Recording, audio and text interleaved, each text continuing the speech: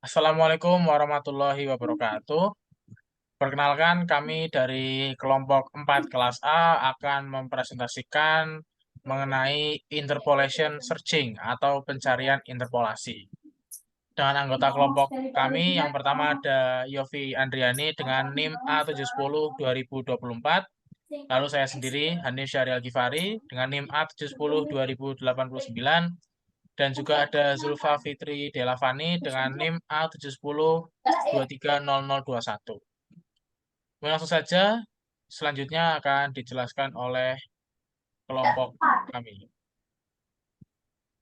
Iya, kalau ngomong iya susah. Enggak anjing. Apa sih itu algoritma interpolation search?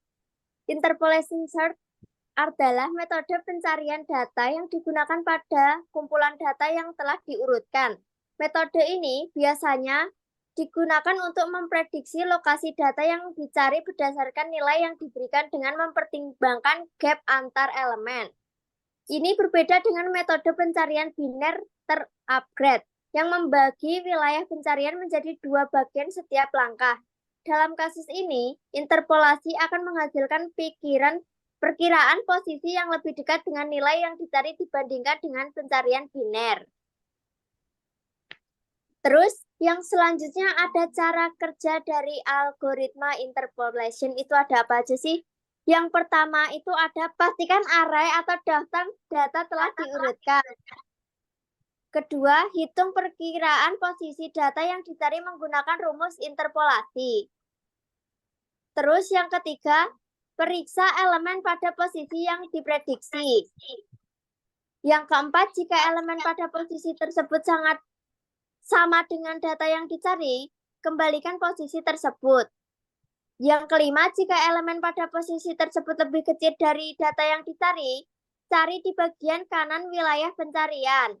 Yang keenam, jika elemen pada posisi tersebut lebih besar dari data yang dicari, cari di bagian kiri wilayah pencarian. Terus yang terakhir, yang ketujuh, ulangi langkah-langkah di atas sampai data ditemukan atau wilayah pencarian menjadi kosong. Oke, jadi di sini saya akan menjelaskan bagaimana cara menggunakan algoritma interpolation search. Nah, karena algoritma interpolation search sendiri itu adalah upgrade dari biner, ya dari pencarian biner, maka caranya sama seperti biner, yaitu kita bagi menjadi dua bagian terlebih dahulu atau kita cari tengahnya. Nah, mungkin untuk penjelasan biner sendiri nanti akan dijelaskan oleh kelompok lain. Nah, di sini kita hanya melanjutkan saja. Jadi, jika dalam di sini kita memiliki eh, sebuah array ya di sini ya. Ada sebuah array di sini yang dimana kita akan mencari datanya yaitu 43x, itu data yang akan kita cari yaitu 43 dari urutan data array yang sudah terurut ini gitu. Nah, karena apa? Karena interpolation search itu digunakan untuk data yang sudah terurut. Nah, mari kita cari tengahnya terlebih dahulu. Nah, bagaimana caranya? Menggunakan rumus yang ada di atas ini. Nah, untuk mencari indeks width-nya atau nilai tengah, ini indeks ya. Nah, nilai tengahnya yaitu indeks start ditambah indeks n dikurangi indeks start dibagi data n dikurangi data start dikali x dikurangi data start. Seperti itu. Nah, mungkin langsung saja. Langsung saja. Di sini kita akan mencari x43. Nah, sebelumnya mari kita cari menggunakan rumusnya. Yang pertama indeks startnya yaitu 0 di sini. Kita coret-coret saja 0 ditambah indeks n 11 11 di indeks start dikurangi 0 dibagi data n itu 55 dikurangi data startnya 1 dikali ini ya kurung dikali x-nya 43 yang kita cari dikurangi data start 1. Nah, berarti di sini tuh 11 kurang 11 dibagi 55 kurang 1 54 Di sini dikali 42 sama dengan berapa itu? 11 dikali 42 dibagi 54. Itu jawabannya 8,555. Nah, berarti dari sini kita tahu dari array yang sudah terurut ini tengahnya adalah 8 karena kita pembulatannya ke bawah aja ya. Nah, jadi ternyata dari array ini tuh tengahnya adalah di sini, teman-teman. Ini tengahnya. Gitu. Nah, kalau sudah diketahui tengahnya, kita masukkan ke dalam tabel untuk mencari si X-nya atau 43. Langsung aja kita masukkan untuk step pertama. Indeks startnya datanya itu 1. Indeks N-nya itu adalah 55. Dan indeks mid-nya adalah 47. Nah, di sini 47 itu apakah sudah sama dengan 43 atau lebih besar? Nah, ternyata kan dia itu lebih besar ya. Jadi nggak mungkin datanya yang ini kan di image-nya di sini nih.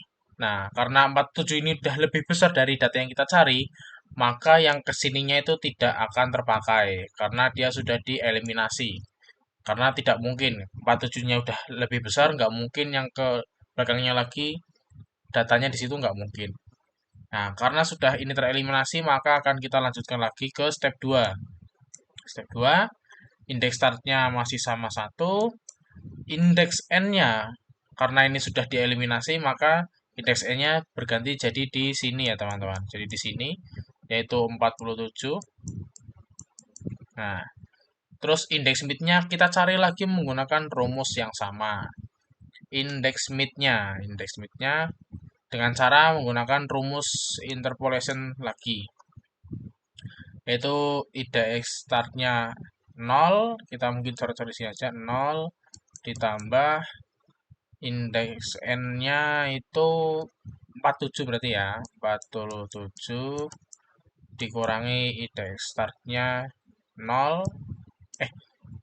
Indeks N-nya itu 8, teman-teman. Maaf, salah. Ini 8. Nah, dibagi data N-nya baru di sini 47 dikurangi data startnya 1. Nah, nanti ini dikali X, berarti di sini 43 dikurangi 1. Nah, berarti 8 dibagi 46, 8 dibagi 46 dikali 42 kali 42 sama dengan 7,3. Nah, berarti di sini karena kita tadi ya pembulatannya ke bawah, maka 7-nya di sini yang kita pakai. Indeks nomor 7 yaitu di sini. Nah, berarti inilah adalah data tengahnya. Berarti di sini kita indeks bit-nya kita tuliskan 43. Nah, apakah 43 sudah sesuai dengan data yang kita cari yaitu 43? Ya, datanya sudah sesuai, jadi kita centang. Nah, disinilah dengan 2 step ini, maka sudah ditemukan untuk data X atau data yang kita cari 43 ternyata berada di sini. Nah, begitulah cara untuk menggunakan algoritma interpolation search gitu. Jadi ini sangat mudah karena datanya juga sudah terdistribusi dengan baik. Seperti itu.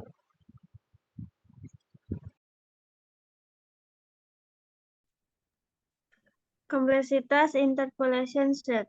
Kompleksitas waktu algoritma interpolation set dalam kasus rata-rata adalah O log N, sedangkan dalam kasus terburuknya adalah ON. Yang pertama, kasus rata-rata average case.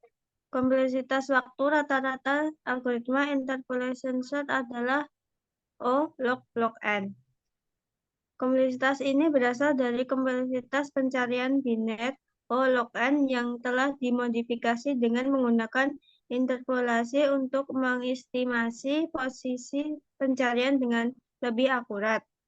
Yang kedua, kasus terburuk, worst case. Kompleksitas waktu terburuk algoritma interpolation search adalah ON. Ini terjadi ketika data terdistribusi secara tidak merata sehingga interpolasi tidak dapat memperkirakan posisi dengan baik. Dalam kasus ini, algoritma dapat melakukan pencarian secara linear melalui seluruh array. Jadi, kompleksitas interpolation search bervariasi tergantung pada distribusi data yang diurutkan. Jika distribusi data merata, maka kompleksitasnya bisa sangat cepat, mendekati O log n. Namun, jika distribusi data tidak merata, kompleksitasnya dapat menjadi buruk mencapai ON. Oleh karena itu, interpolation search cocok digunakan pada data yang didistribusikan secara merata. Distribusi data. Yang pertama, distribusi data mengacu pada cara di mana nilai-nilai dalam kumpulan data distribusikan atau tersebar. Dalam konteks algoritma pencarian seperti interpolation search, distribusi data menggambarkan seberapa merata atau tidak meratanya nilai-nilai dalam array yang diurutkan.